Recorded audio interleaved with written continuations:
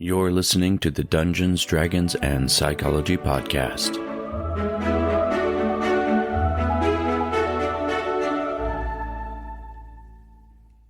Ah, the Bard. Those captivating storytellers, the masters of music and inspiration, they hold a special place in the D&D universe. And guess what? Their core skills translate beautifully into real-life tools for connection, creativity, and personal growth in your real life. I'm Robert Walker, author of Session Zero, the DMG to writing great campaigns in any system, and this is my show where I teach collaborative storytellers how to have more immersive campaigns using psychology. And today, fellow adventurers, we are going to be not wielding swords or slinging spells. We're going to be picking up a metaphorical or perhaps literal lute and unleashing our inner voice. That's right. Today's episode is all about leveling up as a bard in the real world. So grab your parchment, grab your character sheets. You can download them on the show notes of this episode, as well as all the previous episodes of this series, the character sheet that I created for this process, because we are about to embark on a bardic journey. Now, with each of these episodes, we're not just going to be talking about leveling up as the class. Yes, that's part of it. But I also want each episode to feature a piece of information that will be useful to everyone who listens to it, whether or not this is their chosen class to level up in or not. If they have no aspirations of a fighter like we did in our previous episode, or a bard like we're working on today, there's still pieces of information that are useful. Last time we talked about the 3-book rule for skill mastery. Today, I want to talk first a little bit about the development of skills, new skills. And this advice comes from the late cognitive psychologist K. Anders Ericsson, who was the author of The Making of an Expert. And here's what you need to know about that. First, you need to find some sort of a guide. This is where you're going to find explicit directions on whatever skill or ability you're attempting to acquire. You need a source that breaks down the steps. So this can be a book, it could be an online guide, it could be an actual person who you're paying for instruction, it could be a YouTube channel that you're watching and following along the steps of, like I do for so many things these days. I think many of us do. But find someone who already knows the skill so that you have a template and a method to learn from. Next, you want a distraction-free environment to learn a new skill. Research does show that it's easier to set up a context where distractions won't happen, and you can resist distractions when they do happen. So find a place and time for focusing. Put your phone on mute or put it in another room would be a great example of keeping you free from distractions. Next, you need to build endurance. So this begins by practicing multiple days a week, starting out with a very small amount of time. A few minutes of focused practice is all you really need. And then as you go, you're going to add more time to the time that you're spending practicing. A good rule of thumb is beginners should usually only spend 15 to 30 minutes practicing a new skill, because it is tiring, it's mentally exhausting. But as you improve, as you build that mental fortitude, mental endurance, your practice time can increase. Even experts generally don't practice more than a few hours a day because it's just exhausting. Next, you want to be deliberate in practicing of a new skill. You want to be intentional and mindful. Start with a basic part of the skill, like if you were practicing tennis, for example, it would be learning your swing. You want to practice that consciously and pay very close attention to it. And with time, as you improve, your practice time will increase, and also the difficulty of the skill or what you're focusing on will grow as well. You won't just focus on your swing, the forehand swing. You might focus on the backhand now, or the overhand serve. You'll add more tools to your toolbox, but begin with the most basic and build off of that. Next, find motivation. You have to look within yourself, but sometimes it's also helpful to find something else that motivates you. A lot of people think intrinsic motivation is good and extrinsic motivation is bad, but that's generally not true. If you find something you love to do, great, that's awesome. But nobody is intrinsically motivated for everything. And even if you are, for example, like wanting to work out, it's really easy to be intrinsically motivated at the start. But then when you have a difficult day or something comes up, it's really easy to lose intrinsic motivation, or just when it becomes boring and habitual, once you lose that intrinsic motivation, if there's the old saying, if you only work out on the days you felt motivated, you'd quit working out very quickly. So extrinsic motivation can help with many things that you need or want to do. It's okay to do something because you want to obtain a goal or something of value. If you want to learn a new skill to get better at your job, that kind of motivation is fine as long as you feel like you're in charge and it is your choice. Where extrinsic motivation becomes bad is when it's coercive or manipulative. So just make sure if you're setting up some extrinsic motivations, they're your own decision and they're going to help you stick with the routine that you're establishing for yourself. Next, you want to get feedback. You're going to benefit from other perspectives, a coach or a partner. This can enhance your learning, and outside assessment, even if it's not from an expert, can give you insight on your progress. So feedback on more than just your performance is important. It needs to feed forward. A coach or a person should ask you questions like, given what you've done, what's the next step? What's the next goal? What is the next level that you want to get to? And how will you go about getting there? So you can do this through technology. Like if you're learning to write code, for example, a computer can give you feedback. You could use tracking apps. For example, if you're doing fitness, even if you're learning skills like singing or playing an instrument, you can use apps that will assess your voice. They will assess the notes that you're playing and make sure that they're being played properly. So even if you don't have an individual, you can still get feedback from tools that have been established to help you on this path. This leads into getting the right kind of feedback. Make sure that the assessments that you're getting of your progress make you feel like, one, that you're in control and you're making good choices on your practice. You have sufficient competence. You need to hear that you can do it, that you're getting there, that you're getting better. You need that, motivation push from the outside that's telling you to keep working on something and keep doing it. And so a person that cares about your performance, you need to know that somebody is there and wants you to do well. That is something that is really nice. So even if you don't have somebody in your day-to-day life, getting into an online community like a Facebook group or an online forum of people who are working on this skill and giving each other advice and ideas, that could be an additional way to get feedback and push you along the path of motivation. And finally, be your own coach. Notice your own improvements and think about them. Like, write them down. What do you remember? What are you trying to internalize? How is your confidence in the skill? Becoming your own coach is a way to make yourself better. Most people benefit from doing things like recording their own practice sessions and seeing where they stumble, or seeing where they can make improvements, and that can make your practice and your skill much better. So let's move on to the Bards specifically. Weaving words and song. Bards are the bridges between people. They use the magic of words, music, and arts to connect, inspire, and foster understanding. In the real world, we cultivate two key abilities that will mirror this essence. That is going to be charisma and dexterity. Charisma representing your ability to connect and inspire others. Imagine this as your personal magnetism, your ability to draw people in and make them want to listen or observe. And dexterity signifying your artistic dexterity, your physical nimbleness, and your ability to express yourself creatively. So let's translate these abilities into actionable steps for leveling up your bardic self. For charisma, communication skills. You could decide to master the art of clear and honest communication, practice active listening, articulate your thoughts concisely, or hone public speaking skills. You could work on empathy and emotional intelligence by understanding others' emotions, building relationships, developing your own emotional intelligence by actively listening and showing compassion and recognizing your own emotions, Bards are masters of narratives, so you could work on storytelling, practicing the art of both written and verbal storytelling.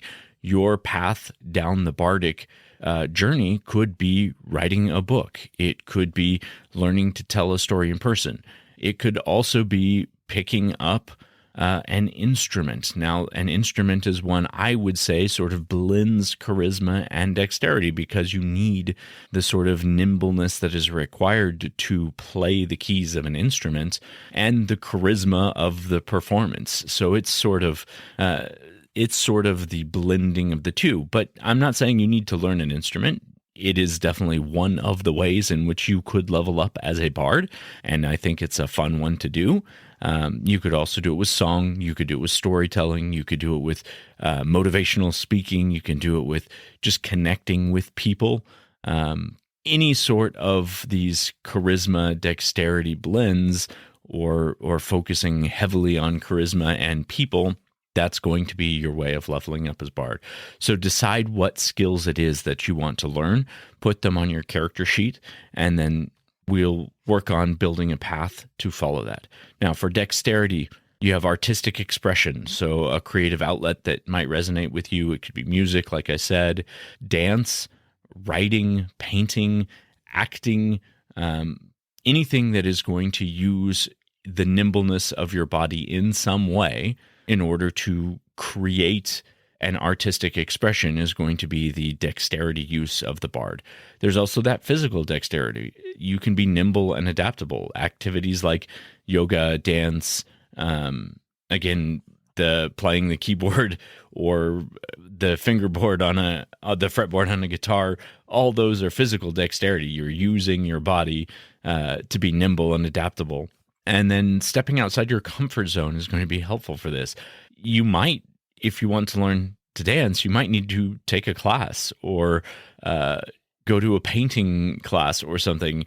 These things might require you to step out of your comfort zone, but that's very important. Bards are very comfortable being uncomfortable. And I think that's one key thing you should probably take away from this is if you want to level up as a bard, you need to get comfortable being like the center of attention, or at least feeling confident, appearing confident, even in situations where others might not look or feel that same way. So if you're a bit antisocial, leveling up as a bard could be very beneficial for you.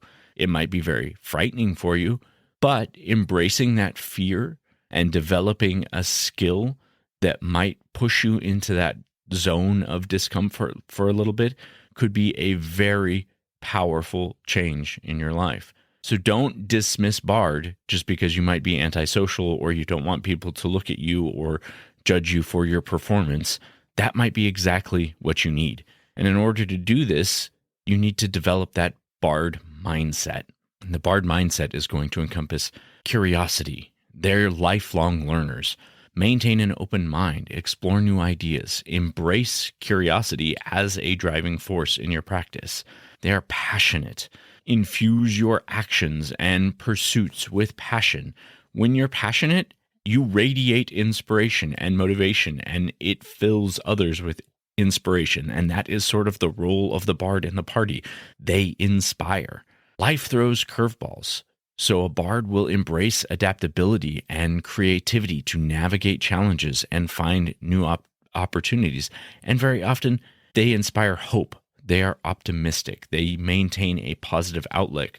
They're often sort of the goofy ones or the funny ones in the party. They have those moments of comic relief because they like to uplift those around them. How do you go about developing this Bardic mindset? Well, a good way to get into that would be using the 3-book rule that we talked about in our last episode. I mentioned I wanted to talk about that for every episode and give you an idea of a few books, a few things that you could read that might help you beginning your path as leveling up in a class.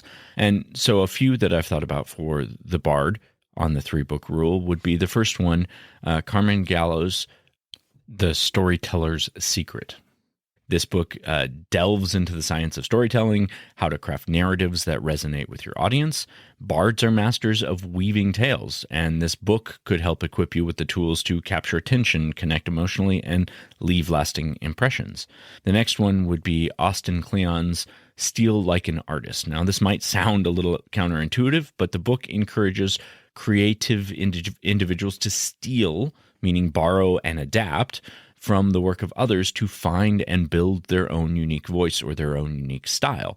Bards are inspired by the world around them, and this book can help you sort of navigate the landscape of creative influence without succumbing to limitation. It could empower you to find your own artistic spark and transform inspiration into expression. And the last one would be Gerald Klickenstein's The Musician's Way. Now, this book isn't strictly about learning notes on a page, but it delves into the psychology of being a musician, helping you develop practice habits, mental focus, and emotional resilience needed to master an instrument.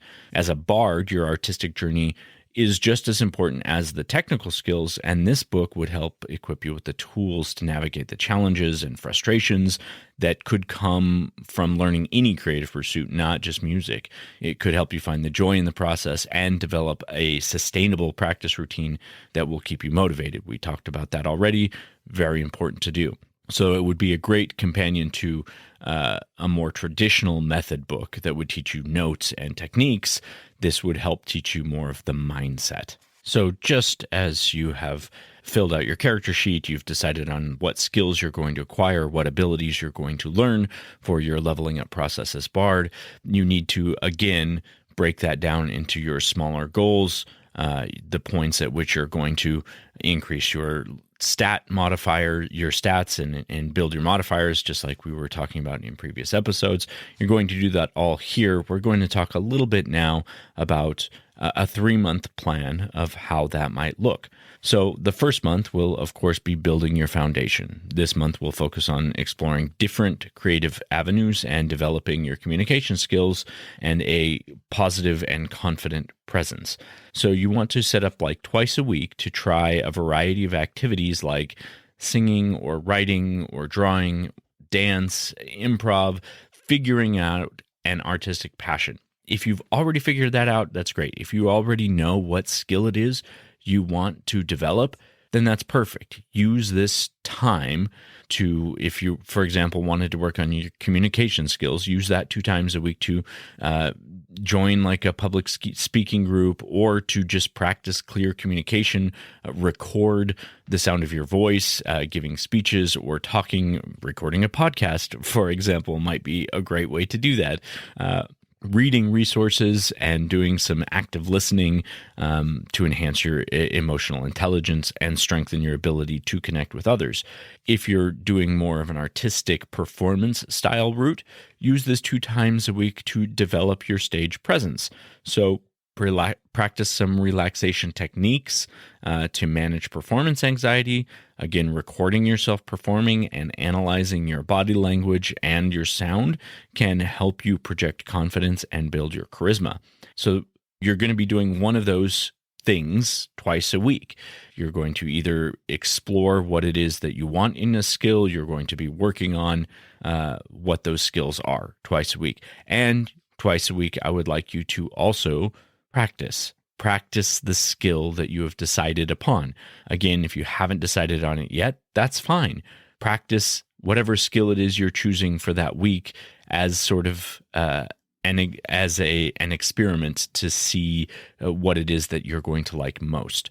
But again, like we talked about earlier in the episode, start with very small amounts of practice. This doesn't need to be a lot of time early on. 10 to 15 minutes twice a week. Not really that big of a commitment. I mean, you definitely probably, like me, spend that much time scrolling through your phone throughout every day, just not getting anything accomplished. Just set aside a 15-minute block of time 2 times a week to practice the skill for that first month. That's it. 15 minutes twice a week. Not a big deal.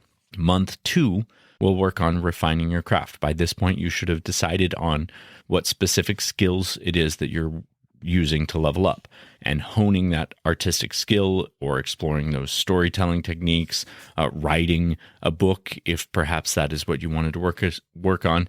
At this time, you're going to move your creative focus, the thing that you're working on, to 3 times a week. Choose your outlet, dedicate a little bit more time to practicing and refining your skills, maybe 20 to 30 minutes at this point, 3 times a week. You could be at this time taking online courses or working with a mentor who might be able to help you enhancing your technical skills and your artistic expression.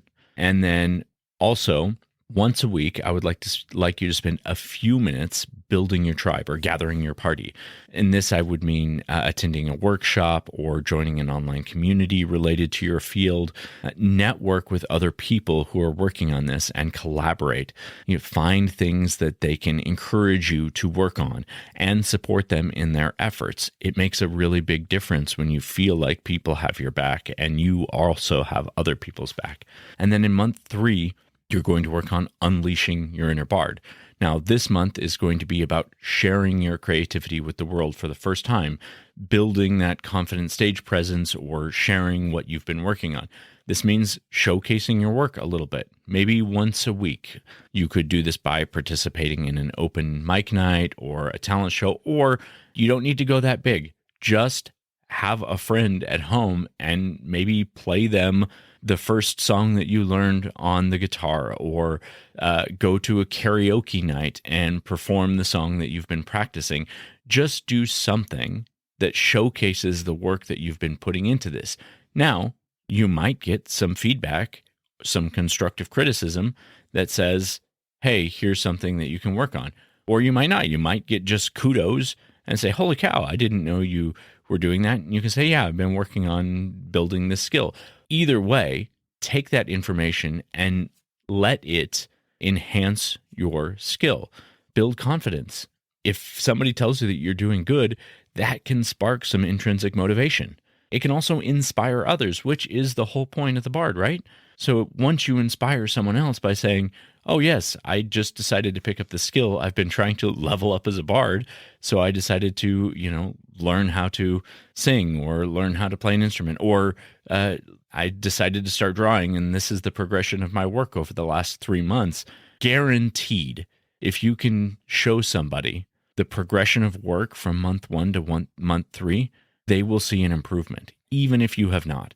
It is very easy in a 3-month period of time, if you're dedicating, 15 minutes twice a week, and then eventually 30 minutes twice a week, you will have made significant improvements.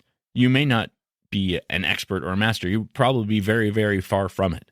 But just knowing that you're making improvements and having someone else acknowledge the improvements that can be seen can be really motivating, and it can really push you to continue.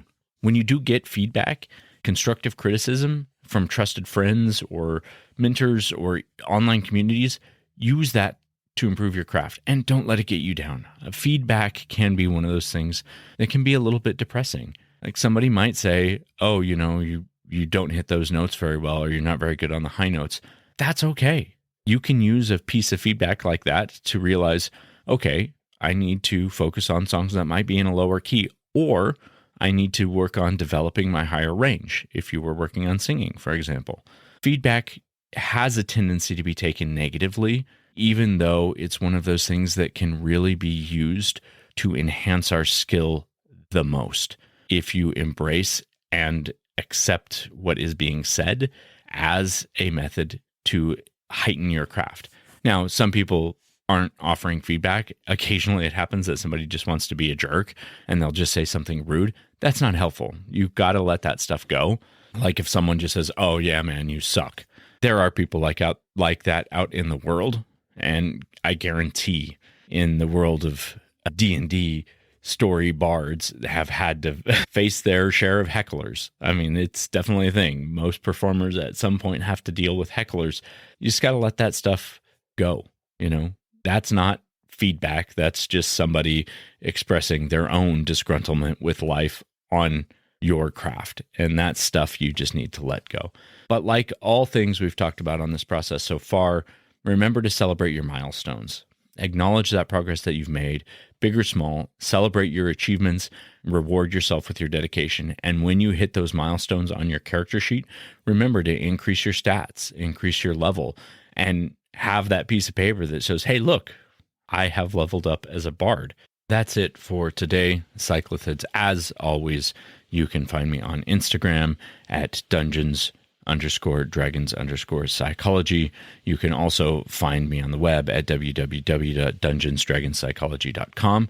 Feel free to get in touch with me. Tell me about your journey. If you have any questions or you're looking for more ideas, reach out. I'm happy to talk to people who reach out. I love it, actually, hearing your ideas and your concepts. That actually drove some of this concept was from people talking to me about things they'd like to see. And I think it has been a lot of fun, and I'm having a lot of fun with it. As we get into some of the later episodes, I'll share with you a few of the things that I have been doing to level up. And I've actually picked a couple of classes that I've already been making some pretty significant progress with. And so I'll share that with you as we go along. But just thank you so much for joining me on this Bardic adventure. Until next time, keep exploring your creativity, keep connecting with others, and weaving your own magic. And as always, Cyclothids, I will see you next session.